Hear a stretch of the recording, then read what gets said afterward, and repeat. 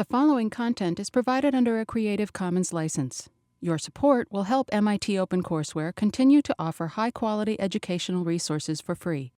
To make a donation or to view additional materials from hundreds of MIT courses, visit MIT OpenCourseware at ocw.mit.edu.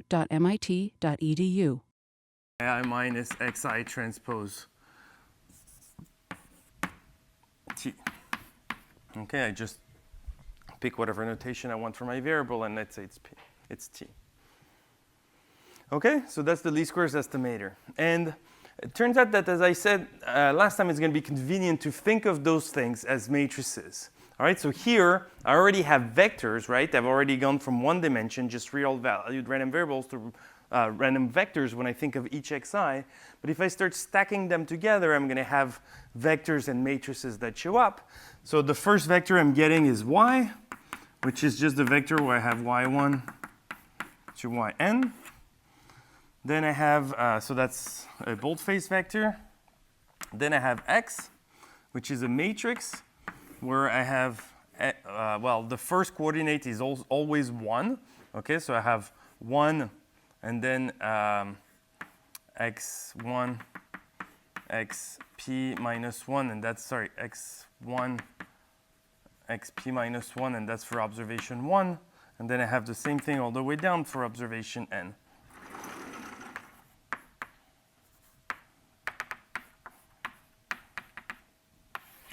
Okay, everybody understands what this is? So I'm just basically stacking up all the xi's, right? So this ith row is xi transpose. Right, I'm just stacking them up. And so if I want to write all these things to be true for each of them, all I need to do is to write a vector epsilon, which is epsilon1 to epsilon n. And what I'm going to have is that y, the boldface vector, now is equal to the matrix x times the vector beta plus the vector epsilon. Okay, and it's really just exactly saying what's there, because for 2, so this is a vector, right? This is a vector. And what is the dimension of this vector? N, right? So this is n observations. And for all this, for 2 vectors to be equal, I need to have all the coordinates to be equal. And that's exactly the same thing as saying that this holds for I equal 1 to n. But now, when I have this, I can actually rewrite the sum for t equals, for I equals 1 to n of yi minus xi transpose beta squared. This turns out to be equal to the Euclidean norm of the vector y minus the matrix x times beta squared. Okay, and I'm going to put a 2 here so we know we're talking about the Euclidean norm. Right? This just means this is the Euclidean norm.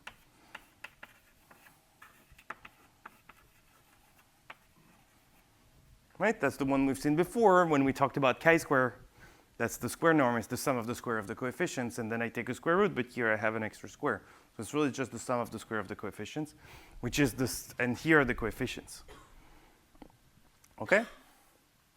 So now that I write my this thing like that, then minimizing, so my goal here now is going to solve minimum over t in Rp of y minus x times t 2 squared.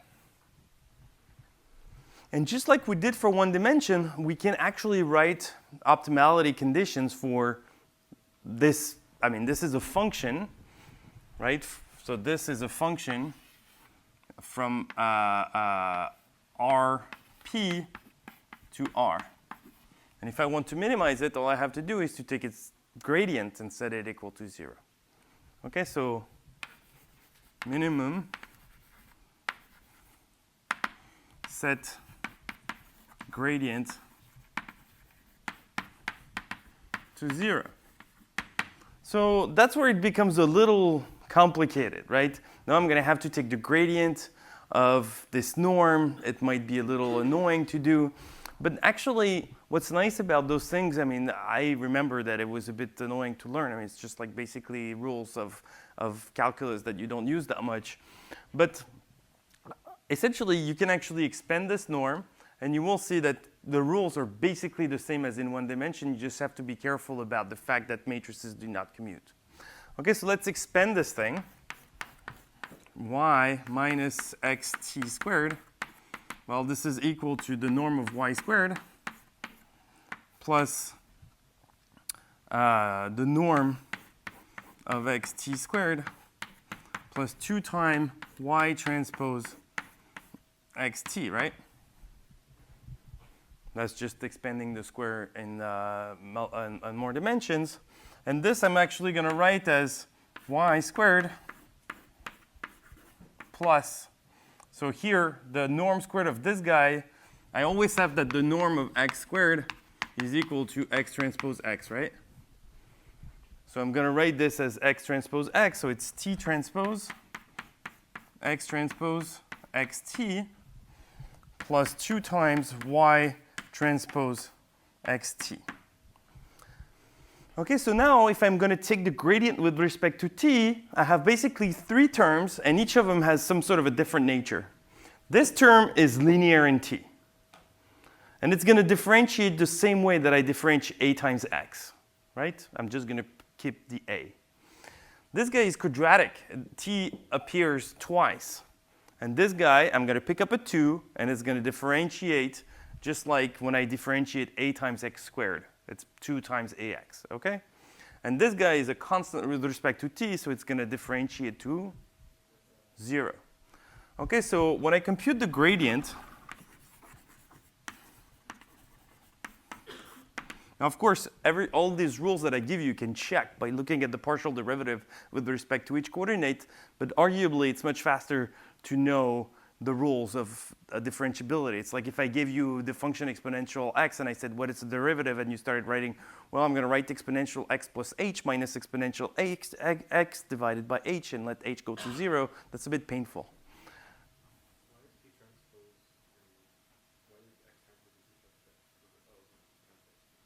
I'm sorry? The transpose of 2ab is b transpose a transpose.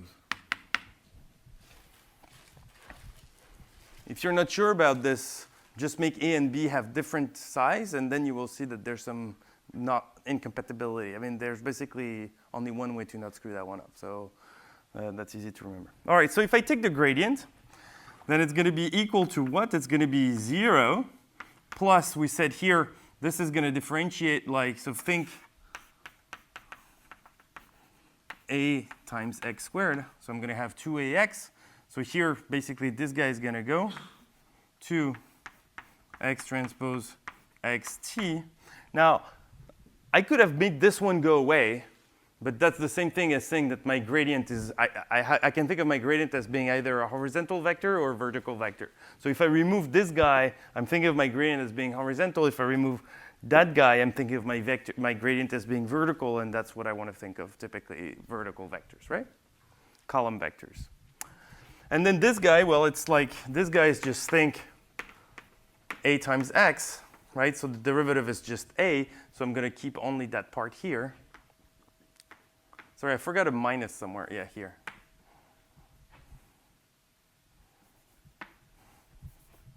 Minus 2y transpose x. And what I want is this thing to be equal to 0, right? So t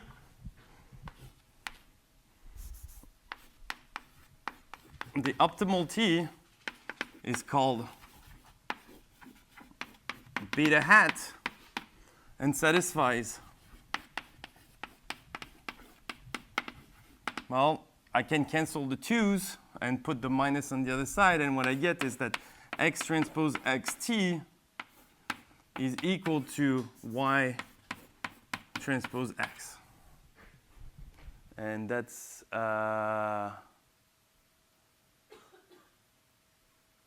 yeah, that's not working for me. Yeah, that's because when I took the derivative, I still need to make sure. So it's the same question of whether I want things to be columns or rows, right? So this is not a column, right? If I remove that guy, y transpose t is a row. So I'm just going to take the transpose of this guy to make things work. And this is just going to be x transpose y. And this guy is x transpose y, so that I have columns. OK? So this is just a linear equation in T, and I have to solve it. So it's of the form some matrix times T is equal to another vector.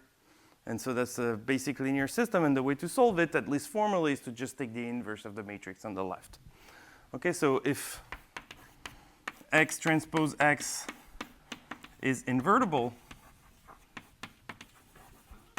then, sorry, that's beta hat is the T I want. I get that beta hat is equal to x transpose x inverse x transpose y. And that's the least squares estimator.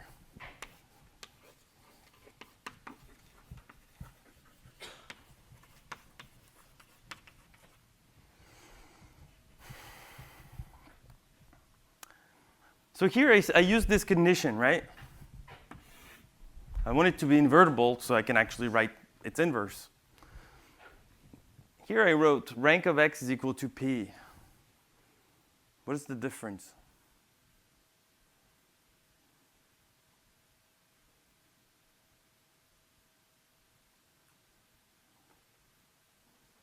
Well, there's basically no difference, right? Basically, here I have to assume what is the size of the matrix x transpose x?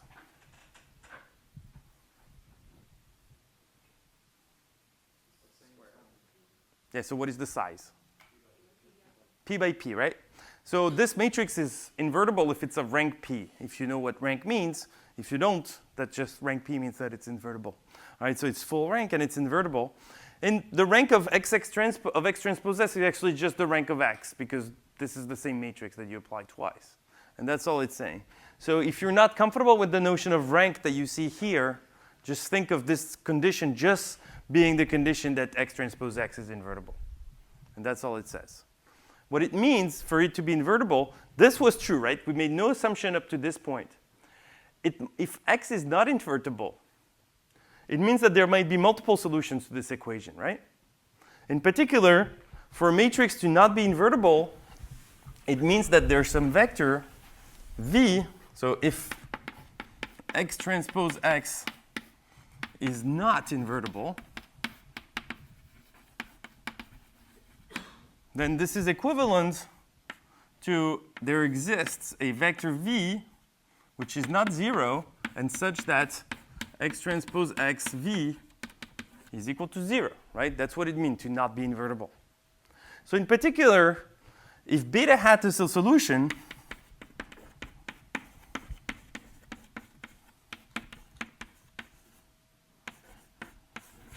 so this equation is sometimes called score equations, because the gradient is called the score. And so you're just checking if the gradient is equal to 0. So if beta hat satisfies star, then so does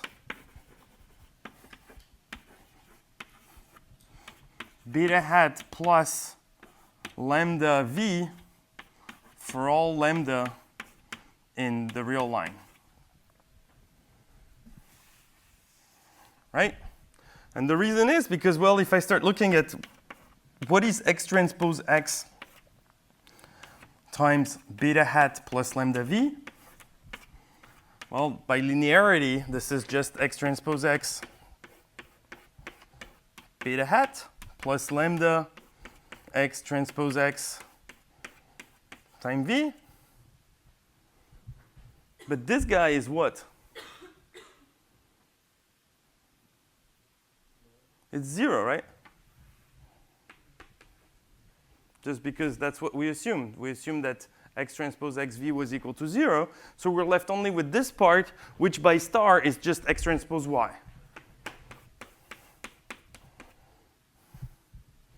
So that means that x transpose x beta hat plus lambda v is actually equal to x transpose y, which means that there's another solution, which is not just beta hat, but any move of beta hat along this direction v, by any size. So that's going to be an issue, right? Because you're looking for one estimator, and there's not just one in this case. There's many. And so this is not going to be well defined, and you're going to have some issues. So if you want to talk about the least squares estimator, you have to make this assumption. What does it imply in terms of, can I think of p being 2n, for example, in this case? What happens if p is equal to 2n?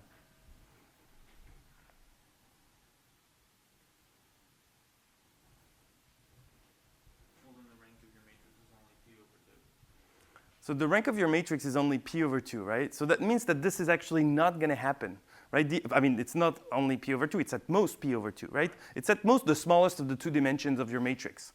So if your matrix is n times 2n, it's at most n, which means that it's not going to be full rank, so it's not going to be invertible. So every time the dimension p is larger than the sample size, your matrix is not invertible, and you cannot talk about the least squares estimator. So that's something to keep in mind.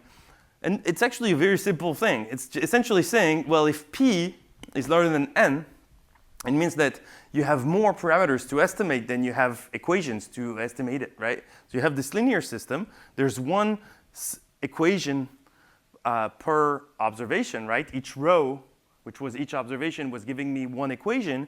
But then the number of unknowns in this linear system is p. And so I cannot solve linear systems that have more unknowns than they have equations. And so that's basically what's happening. Now, in practice, if you think about what data sets look like these days, for example, people are trying to express some phenotype. Some phenotype is something you can measure on people. Maybe, I don't know, the color of your eyes or your height or whether you have diabetes or not, things like this, right? So things that, are sort of macroscopic. And then they want to use the genotype to do that, right? They want to they want to sequence your genome and try to use this to predict whether you're going to be responsive to a drug or whether your eyes are going to be blue or something like this. Now, the data sets that you can have, people maybe for a given study about, I don't know, some sort of disease, maybe you will, sequence the genome of maybe 100 people, right? N is equal to 100. P is basically the number of genes they're sequencing. This is of the order of 100,000.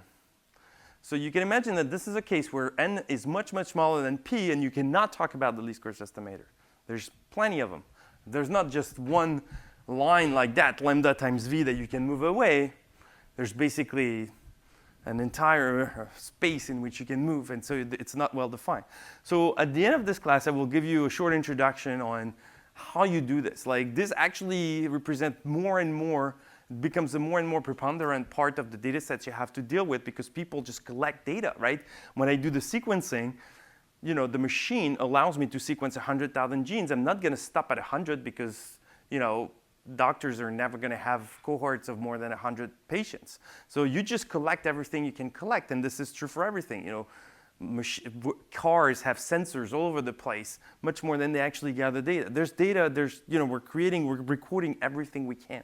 And so we need some new techniques for that, and that's what high-dimensional statistics is trying to answer. So this is way beyond the scope of this class, but towards the end I will give you some hints about what can be done in this framework because, well, this is the new reality we have to deal with.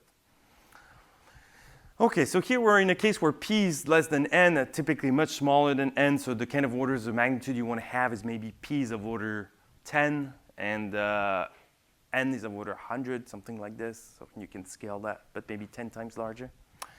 All right, so maybe you cannot solve this guy, b, for b hat.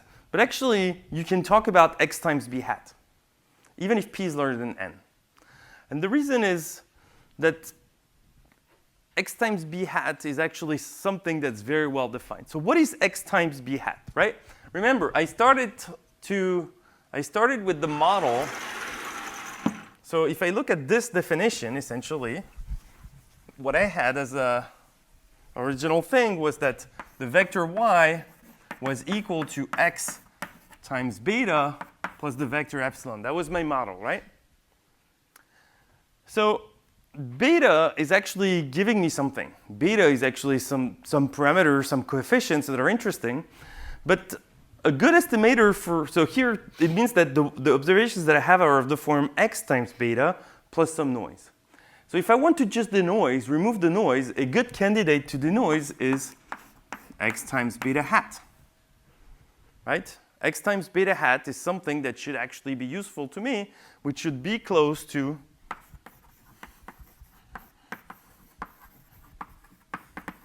x times beta. So in the one-dimensional case, what it means is that if I have, let's say this is the true line, and these are my x's, so I have, those are the true points on the real line, and then I have my little epsilons that just give me my observations that move around this line, right? So this is one of the epsilons, say epsilon I. Then I can actually either talk to say that I recovered the line, I can actually talk about recovering the right intercept or recovering the right slope for this line, right? Those are the two parameters that I need to recover. But I can also say that I've actually found a set of points that's closer to being on a line than that are closer to this set of points right here than the original crosses that I observed. Right? So if we go back to the picture here, for example, what I could do is say, well, for this point here, right, there was an x here.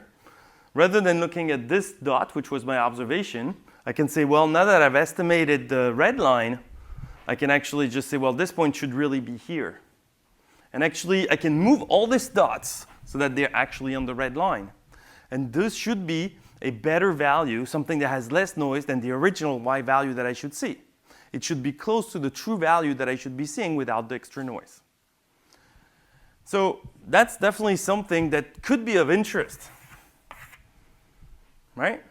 For example, in imaging, you're not trying to understand. So when you do imaging, y is basically an image, right? So think of a pixel image, and you just stack it into one long vector.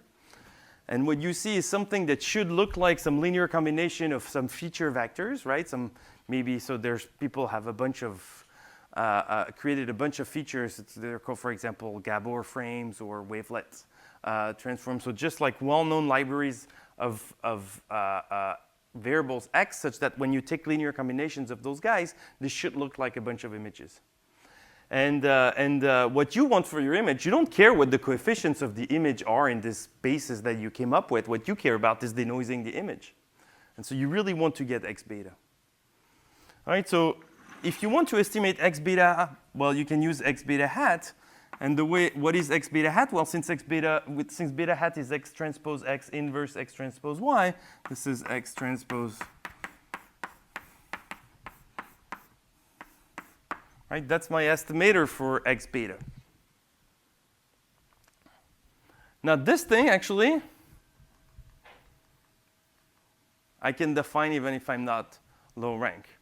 So why is this thing interesting? Well,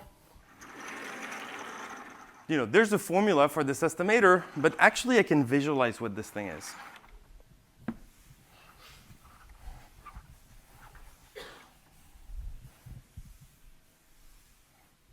So let's assume, for the sake of illustration, that n is equal to 3.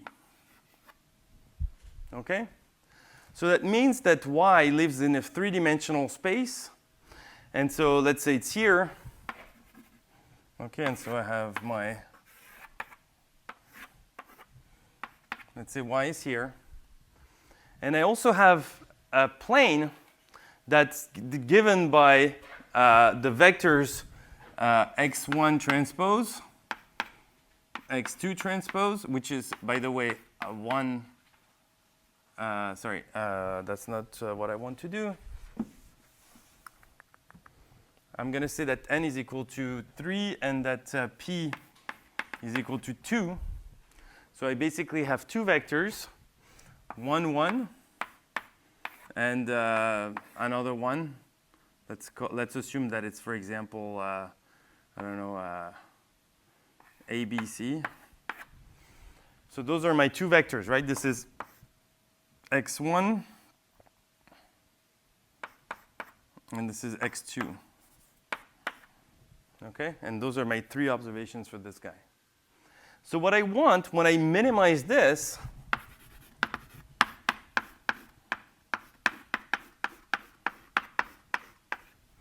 I'm looking at the point which can be formed as a linear combination of the columns of x. and I'm trying to find the guy that's the closest to y. So what does it look like? Well, the 2 points, 1, 1, 1 is going to be, say, here. That's the point 1, 1, 1. And let's say that ABC is this point.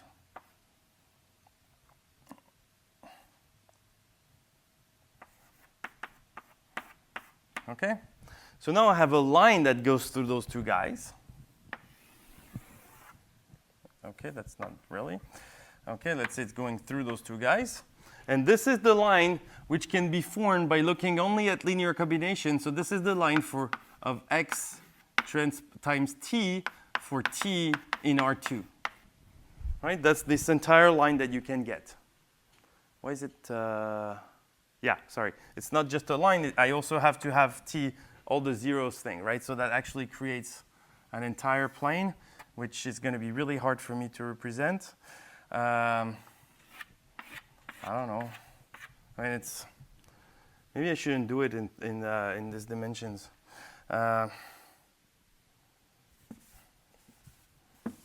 OK, so I'm going to do it like that. So this plane here is the set of xt for t in R2. OK? So that's a two-dimensional plane. Definitely goes through 0. And those are all these things, right? So think of a sheet of paper in 3 dimension. Those are the things I can get. So now what I'm going to have is y is not necessarily in this plane. Y is actually something in this plane, x beta, plus some epsilon. OK? Y is x beta plus epsilon. So I start from this plane, and then I have this epsilon that pushes me maybe outside of this plane. And what least squares is doing is saying, well, I know that epsilon should be fairly small, so the only thing I'm going to be doing that actually makes sense is to take y and find the point that's on this plane that's the closest to it. And that corresponds to doing an orthogonal projection of y onto this thing, and that's actually exactly x beta hat. OK? So in one dimension, just because this is actually a little hard, in one dimension, so that's if p is equal to 1. OK? So let's say this is my point. And then I have y, which is in 2 dimensions. So this is all on the plane. What it does, this is the point that's right here is actually x beta hat. That's how you find x beta hat. You take your point y and you project it on the linear span of the columns of x. And that's x beta hat. This does not tell you exactly what beta should be. And if you know a little bit of linear algebra, it's pretty clear. Because if you want to find beta hat, that means you should be able to find the coordinates of a point in the system of columns of x. And if those guys are redundant, there's not going to be a unique coordinate for these guys, right? So that's why it's actually not easy to find. But x beta hat is uniquely defined. It's the projection. Yeah? Epsilon is the distance between the y and x. No, epsilon is the vector that goes from, right? So there's a true x beta. That's the true one. It's not clear. I mean, x beta hat is unlikely to be exactly equal to x beta, right? And then the epsilon is the one that starts from this line. It's the vector that pushes you away. So really, this is this vector. That's epsilon. So it's not a length, right? The length of epsilon is the distance. But epsilon is just the actual vector that takes you from one to the other. OK, so this is all in 2 dimensions, and it's probably much clearer than what's here. And so here, I claim that this x beta hat, so from this picture, I sort of implicitly claim that forming this operator that takes y and maps it into this vector, x times x transpose y, blah, blah, blah, this should actually be equal to the projection of y onto the linear span of the columns of x. Right? That's what I just drew for you. And what it means is that this matrix must be the projection matrix. Okay? So, of course, anybody who knows linear algebra here? Okay, well, so what are the conditions that a projection matrix should be satisfying? Squares to itself. Squares to itself, right? If I project twice, I'm not moving. If I keep on iterating projection, once I'm in the space I'm projecting onto, I'm not moving. What else?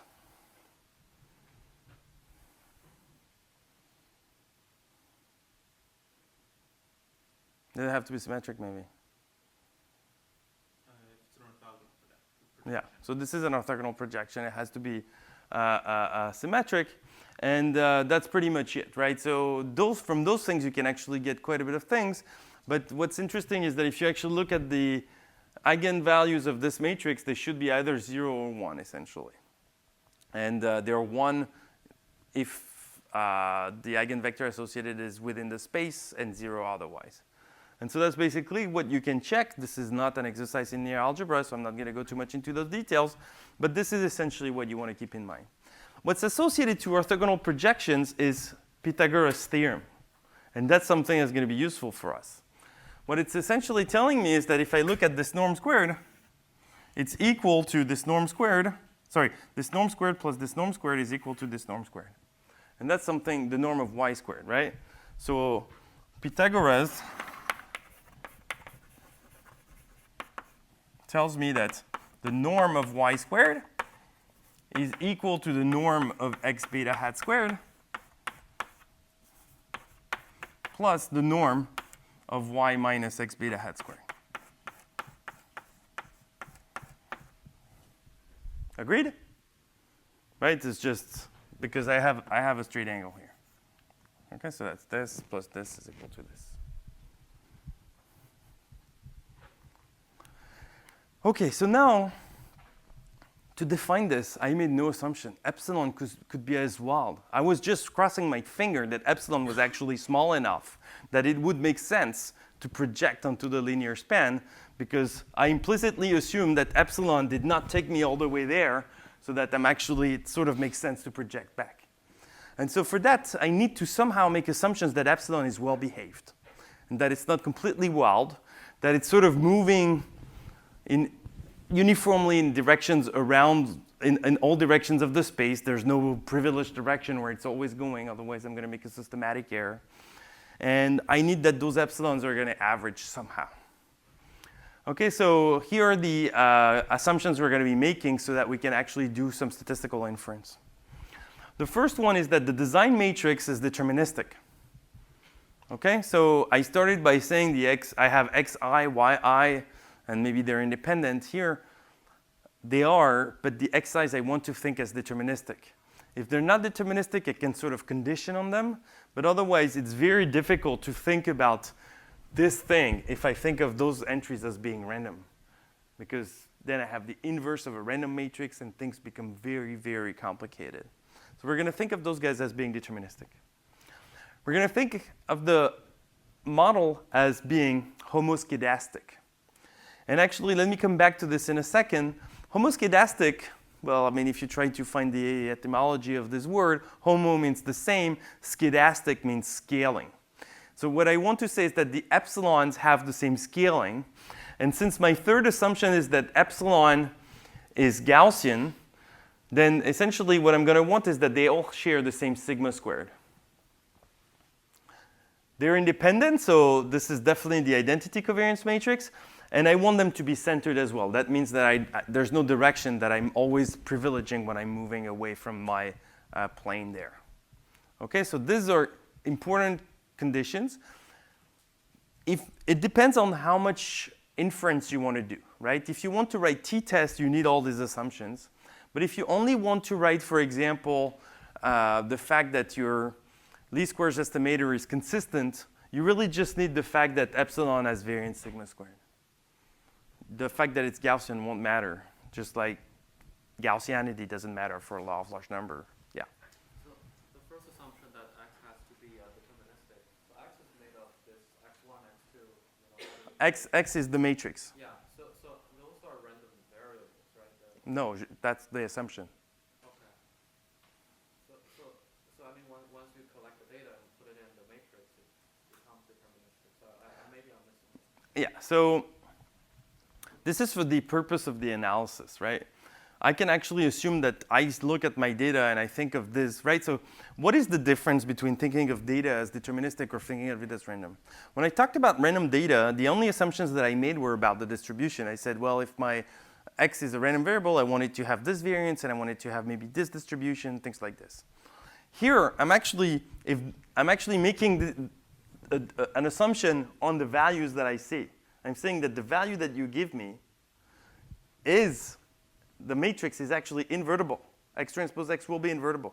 So I've never done that before, assuming that some random variable, like, assuming that some Gaussian random variable was positive, for example. We don't do that because there's always some probability that things don't happen if you make things at random. And so here I'm just going to say, OK, forget about, it's basically a little stronger. I start my assumption by saying the data that's given to me will actually satisfy those assumptions. And that means that I don't actually need to make some modeling assumption on this thing because I'm actually putting directly the assumption I want to see. OK? OK, so here either I know sigma square or I don't know sigma square. So is that clear? So essentially, I'm assuming that I have this model where this guy now is deterministic. And this is some multivariate Gaussian, which means 0 and covariance matrix identity of Rn. Right? That's the model I'm assuming. So, and I'm observing this, and I'm given this matrix X. Where does this make sense, right? You could say, well, if I think of my rows as being people and I'm collecting genes, it's kind of a little intense to assume that I actually know ahead of time what I'm going to be seeing and that those things are deterministic. That's true. But it still does not prevent the analysis to go through, for one.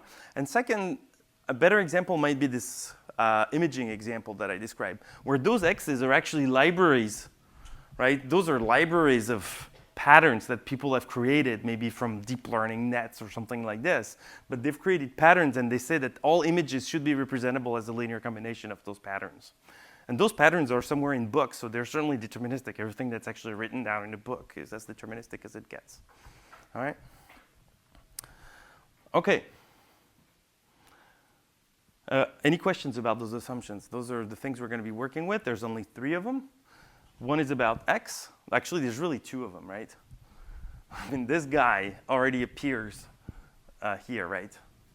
So there's 2. One on the noise, one on the X's. That's it. Those things allow us to do quite a bit. They allow me, well, that's actually,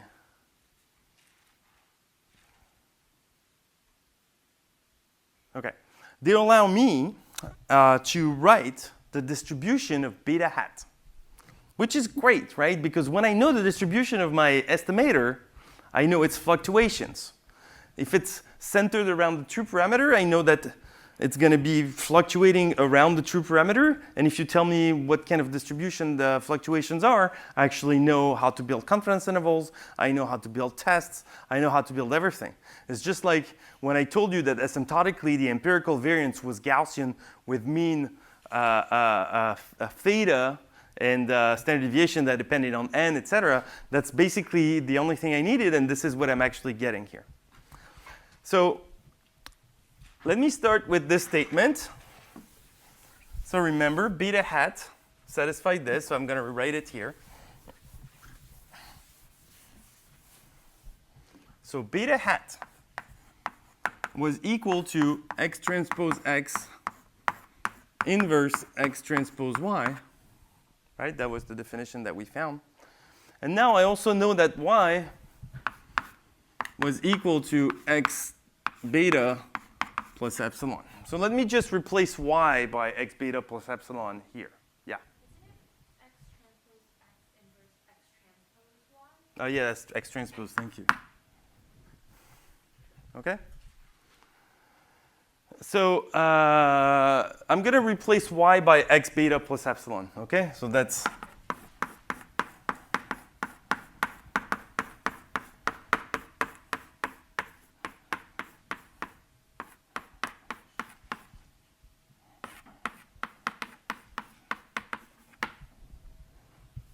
OK? And here comes the magic, right? I have an inverse of a matrix, and then I have the true matrix. I have the original matrix. So this is actually the identity times beta.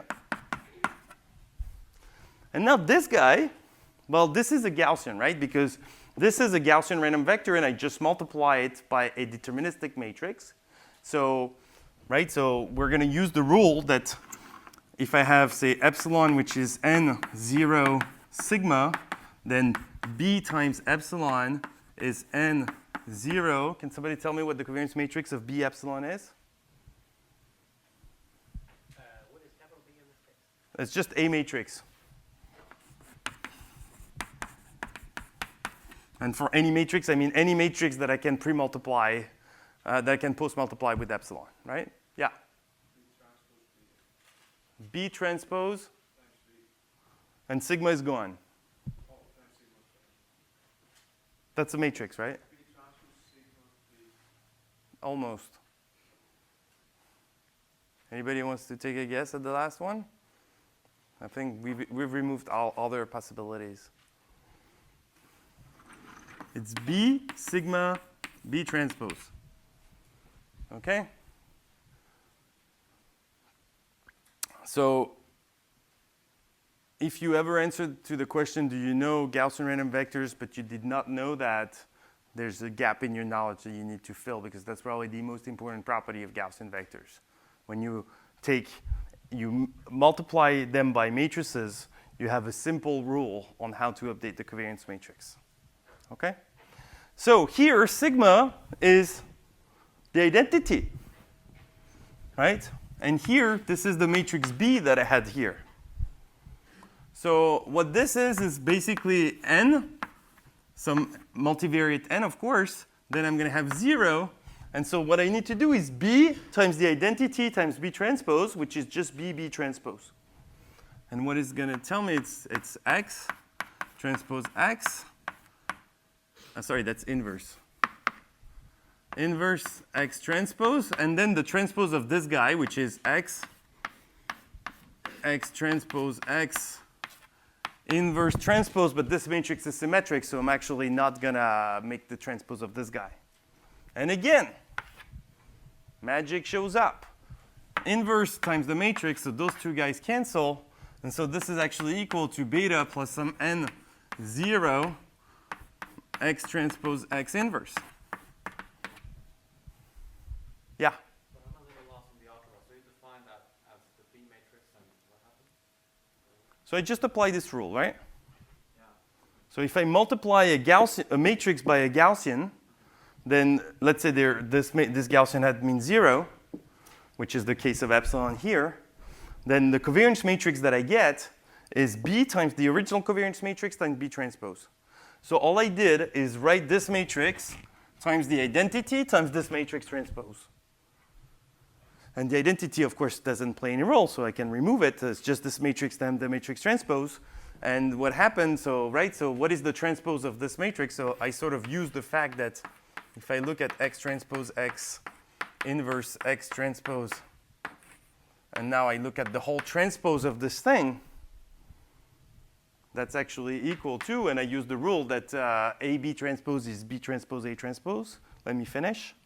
And it's X transpose X inverse. Yes? I thought for epsilon, it was sigma squared. Oh, thank you. There's a sigma square somewhere. So this was sigma squared times the identity, so I could just pick up a sigma square everywhere. Right, so here in our case, so for epsilon,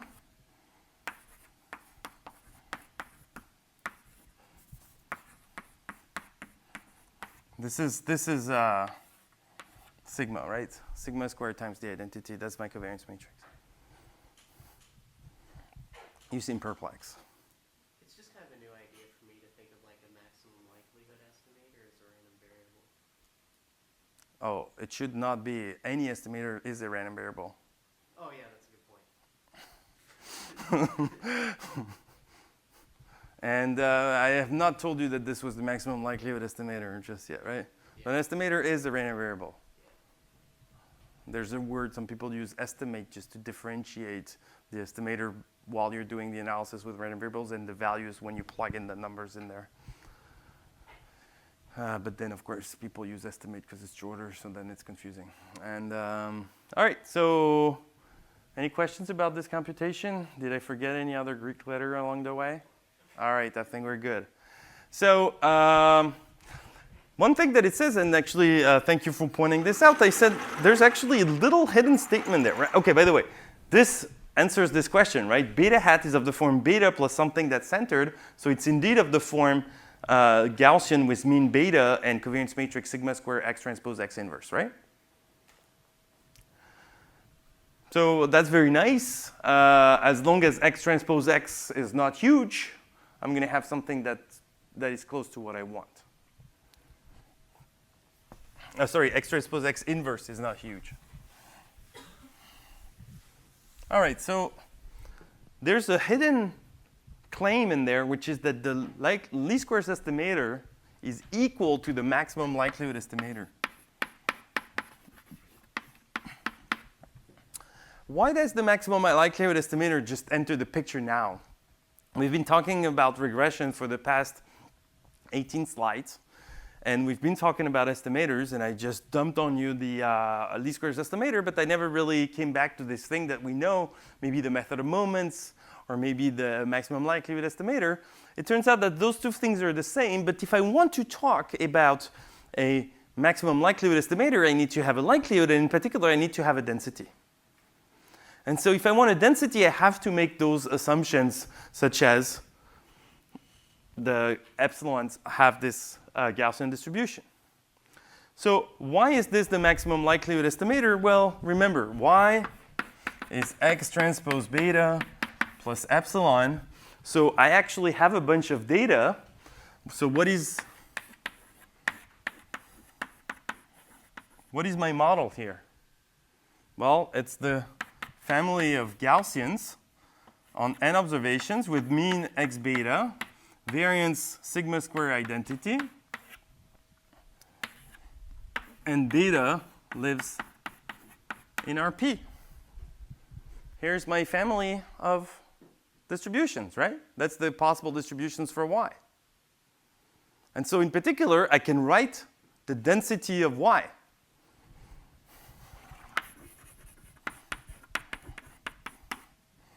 Well, what is it? It's something that looks like p of x, well, p of y, let's say, is equal to 1 over, so now it's going to be a little more complicated, but it's sigma squared times 2 pi to the p over 2 exponential minus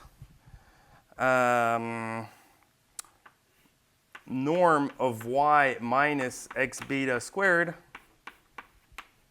divided by 2 sigma squared. OK, so that's just the multivariate Gaussian density.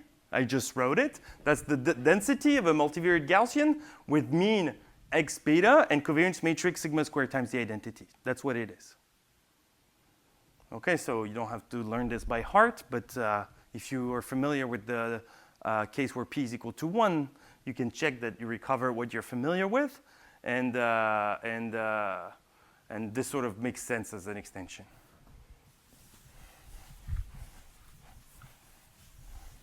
So now I can actually write my log likelihood, right? How many observations do I have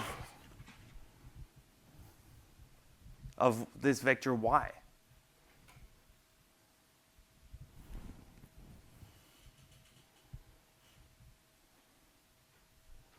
Do I have n observations of y?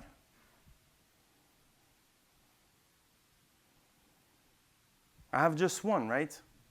This, oh, sorry, sorry, I shouldn't have said p. This is n. Right? Everything is in dimension n. So I can think of either having n independent observations of each coordinate, or I can think of having just one observation of the vector y. So when I write my log likelihood, is just the log of the density at y.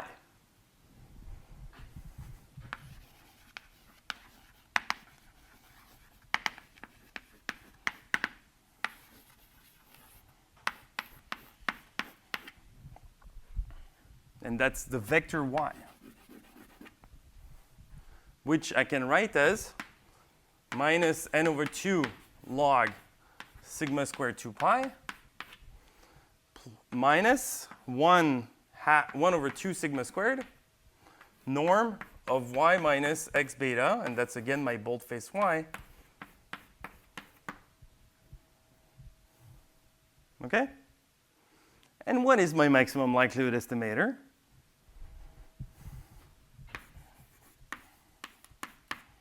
Well, this guy does not depend on beta. And this is just a constant factor in front of this guy. So it's the same thing as just minimizing, because I have a minus sign, over all beta in RP.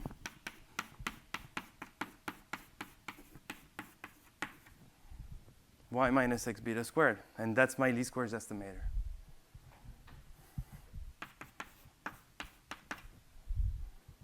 Okay? Is there anything that's unclear on this board? Any question?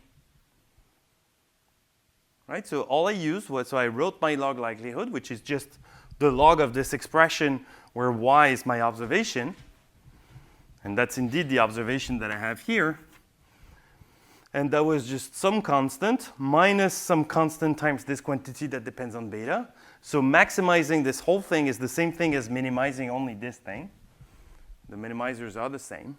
And so that tells me that I actually just have to minimize the squared norm to get my maximum likelihood estimator. But this used heavily the fact that I could actually write exactly what my density was. And that when I took the log of this thing, I had exactly the square norm that showed up. If I had a different density, if, for example, I assume that my coordinates of epsilons were, say, IID exponential, double exponential random variables, right? So it's just half of an exponential on the pluses, half of an exponential on the negatives. So if I said that, then this would not have the square norm that shows up. This is really idiosyncratic to Gaussians. If I had something else, I would have maybe a different norm here, or something different that measures the difference between y and x beta. And that's how you come up with other maximum likelihood estimators that leads to other estimators that are not the least squares, maybe the least absolute deviation, for example, or least fourth moment, for example, that you suggested last time. So I can come up with a bunch of different things, and they might be tied. Maybe I can come up from them from the same perspective that I came from the least squares estimator. I said, let's just do something smart and check then that it's indeed the maximum likelihood estimator.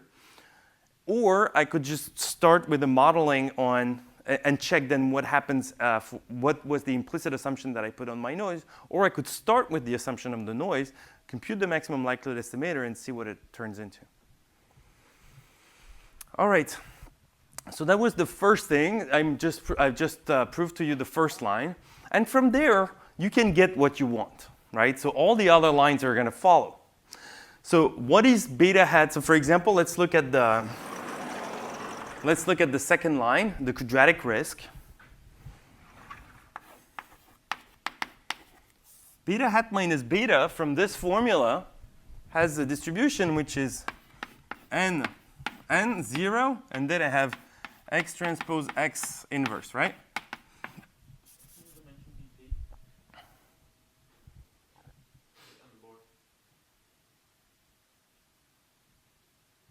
Sorry, the dimension of what? Of beta is a beta hat minus beta. Isn't beta only a p-dimensional? Oh yeah, you're right. That was all p-dimensional there. Yeah, because, right, so if B here, the matrix that I'm actually applying, has dimension p times n. So even if epsilon was an n-dimensional Gaussian vector, then B times epsilon is a p-dimensional Gaussian vector now. All right, so that's how I switch from p to n, from n to p.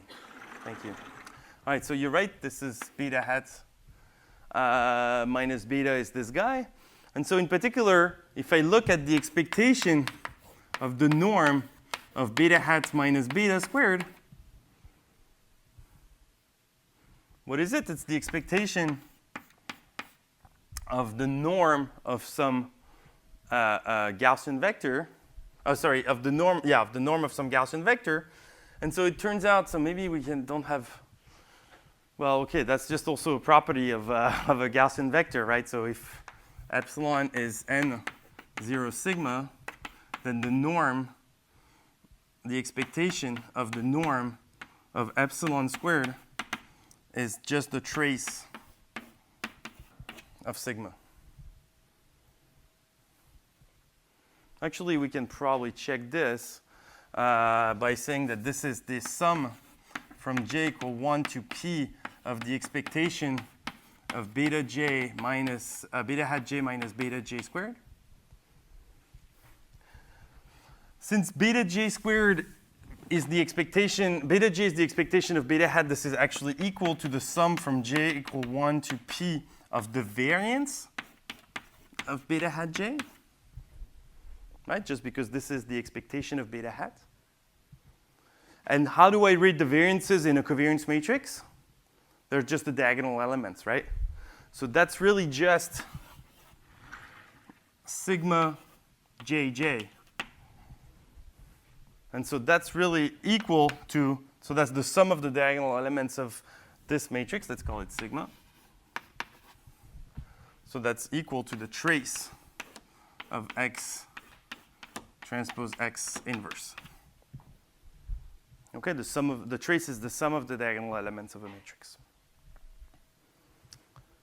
And I still had something else. I'm sorry. This was sigma squared. I forget it all the time. So the sigma square comes out. It's there.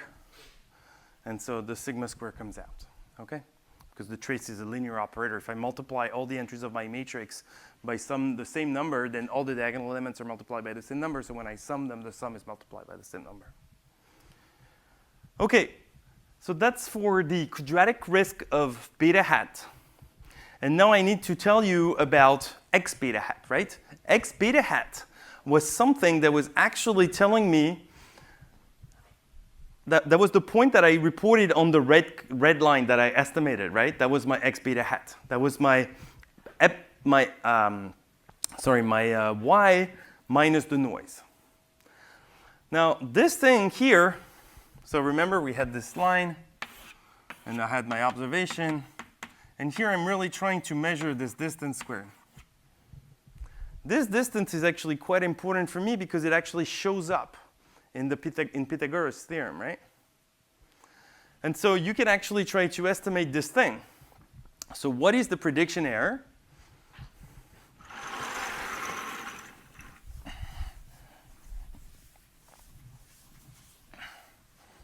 So we said we have y minus x beta hat. So that's the norm of this thing we're trying to compute. But let's write this for what it is for 1 second, right? So we said that beta hat was x transpose x inverse x transpose y. And we know that y is x transpose beta plus epsilon. So let's write this. X beta plus epsilon plus x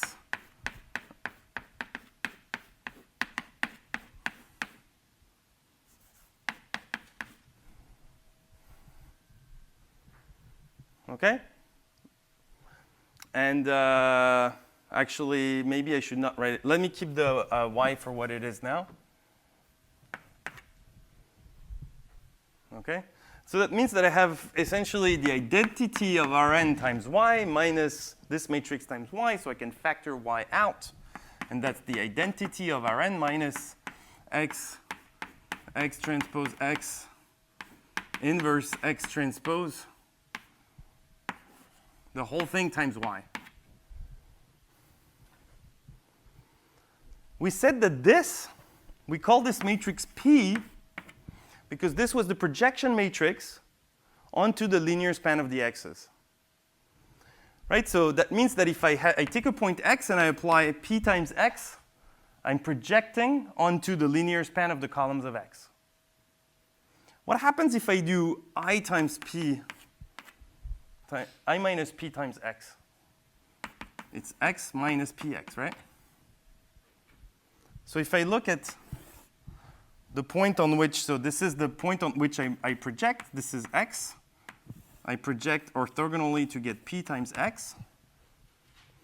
And so what it means is that this operator, I minus px, is actually giving me this guy, this vector here, x minus p times x.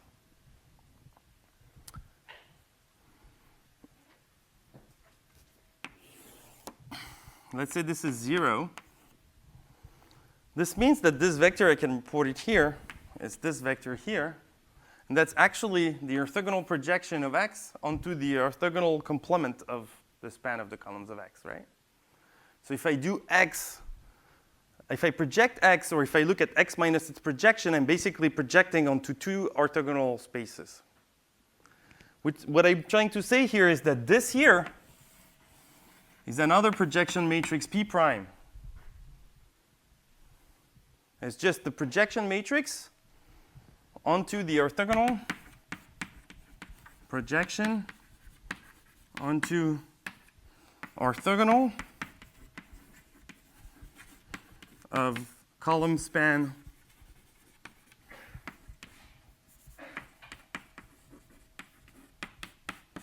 of x. Orthogonal means the set of vectors that's orthogonal to everyone in this linear space.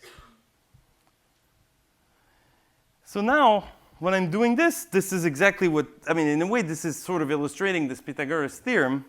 And so when I want to compute the norm of this guy, the norm squared of this guy, I'm really computing, if this is my y now, this is px of y, I'm really controlling the norm squared of this thing.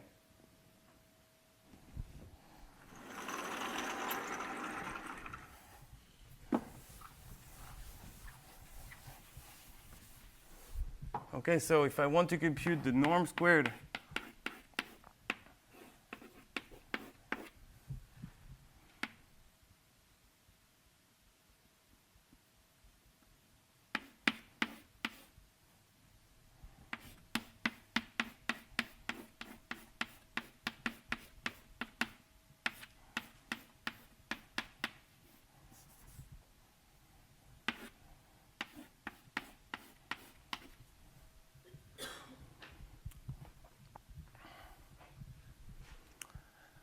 So I'm almost there. So what am I projecting here onto the orthogonal projector, right? So here, y now, I know that y is equal to x beta plus epsilon, right? So when I look at this matrix P prime times y, it's actually P prime times x beta plus P prime times epsilon. What's happening to P prime times x beta? Let's look at this picture.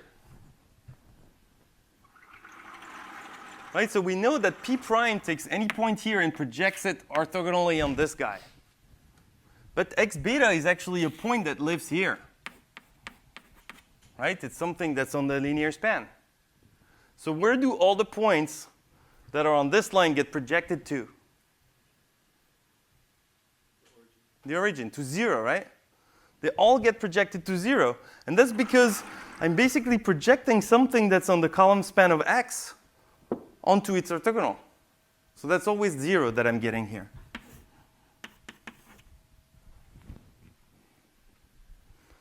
So when I apply P prime to y, I'm really just applying P prime to epsilon. Okay, so I know that now this actually is equal to the norm of some multivariate Gaussian. What is the size of this Gaussian? What is the size of this matrix? Well, I actually had it there. It's IN, right? So it's n-dimensional. So it's some n-dimensional with mean 0. And what is the covariance matrix of P prime times epsilon?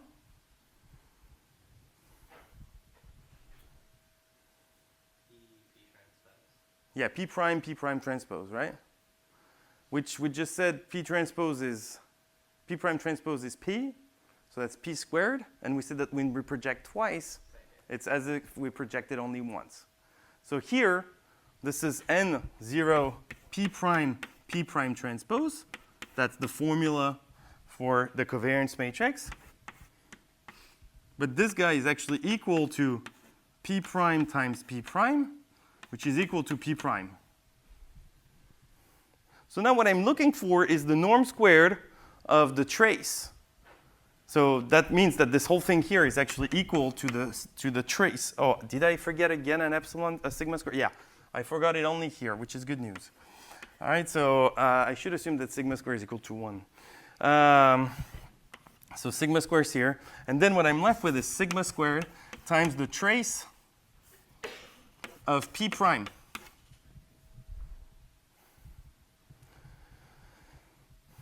At some point, I mentioned that the eigenvalues of a projection matrix were actually 0 or 1. The trace is the sum of the eigenvalues. So that means that the trace is going to be an integer number. It's the number of non-zero eigenvalues. And the non-zero eigenvalues are just the dimension of the space onto which I'm projecting. Now, I'm projecting from something of dimension n onto the orthogonal of a space of dimension p. What is the dimension of the orthogonal of a space of dimension p when thought of a space in dimension n? N minus p, right? That's the so-called rank theorem, I guess, that has a name. And so that's how I get this n minus p here.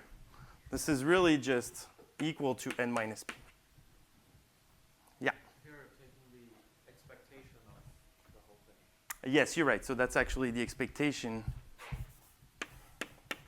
of this thing that's equal to that, absolutely. But I actually have much better, right? I know even that the norm that I'm looking at, I know it's going to be this thing. What is it going to be the distribution of this guy? Norm squared of a Gaussian, chi-square. So there's going to be some chi-square that shows up. And the number of degrees of freedom is actually going to be also n minus p.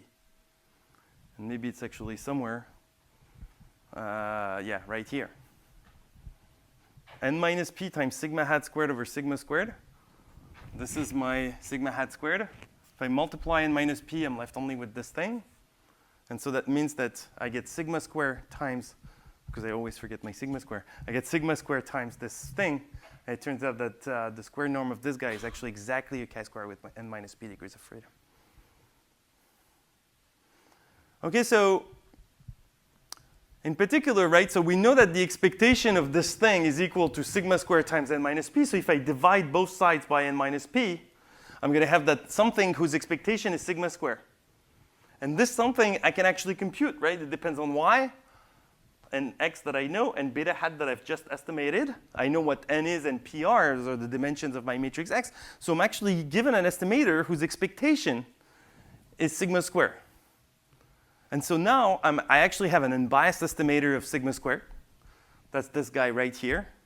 And it's actually super useful. All right? That's something, it's basically, so those are called this is the normalized sum of square residuals. Those are called the residuals, right? Those are whatever is residual when I project my points onto the line that I've estimated.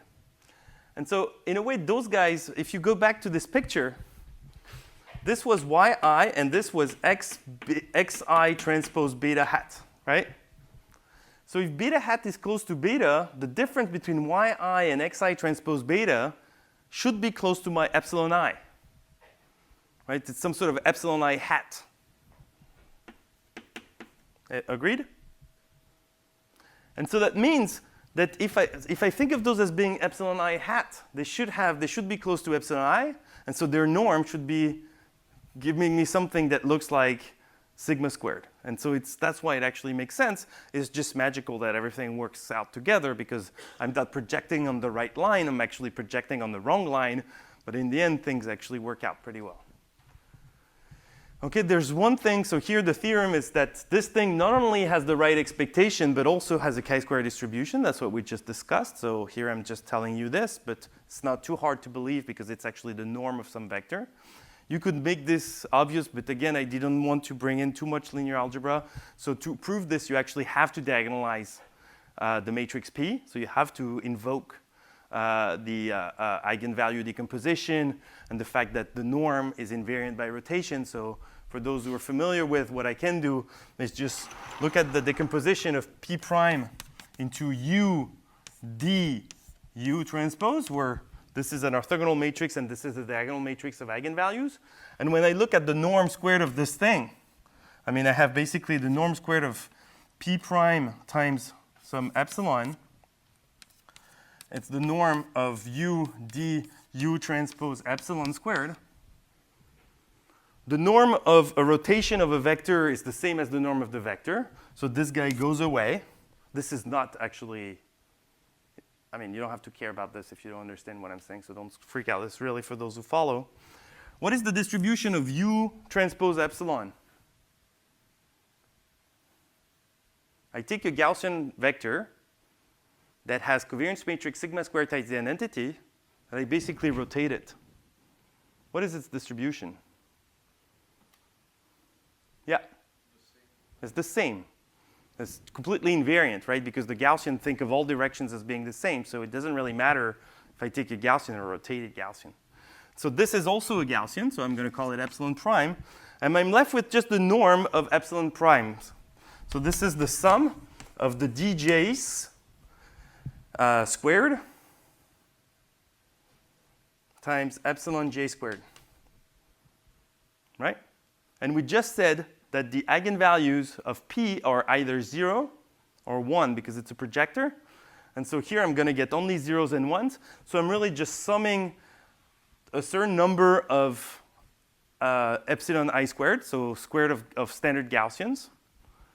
Sorry, with a sigma square somewhere.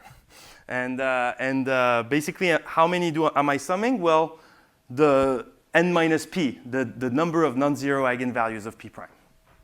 So that's how it shows up. Okay? This, when you see this, what theorem am I using here? Cochran's theorem. This is this magic book. I'm actually going to dump everything that I'm not going to prove to you and say, well, this is actually Cochran's theorem. No, Cochran's theorem is really just telling me something about orthogonality of things and therefore independence of things. And Cochran's theorem was something that I used when I wanted to use what? That's something I used just one slide before. Student t-test, right? I used Cochran's theorem to say that the numerator and the denominator of the student statistic were independent of each other. And this is exactly what I'm going to do here. I'm going to actually write a test to test maybe if the beta g's are equal to 0. I'm going to form a numerator, which is beta hat minus beta. This is normal. We know that beta hat has a Gaussian distribution. I'm going to standardize by something that makes sense to me, and I'm not going to go into details because we're out of time. But there's the sigma hat that shows up, and then there's a gamma j, which takes into account the fact that my x's, right? If I look at the distribution of beta, which is gone, I think. Yeah, beta is gone. Oh yeah, that's where it is. The covariance matrix depends on this matrix x transpose x.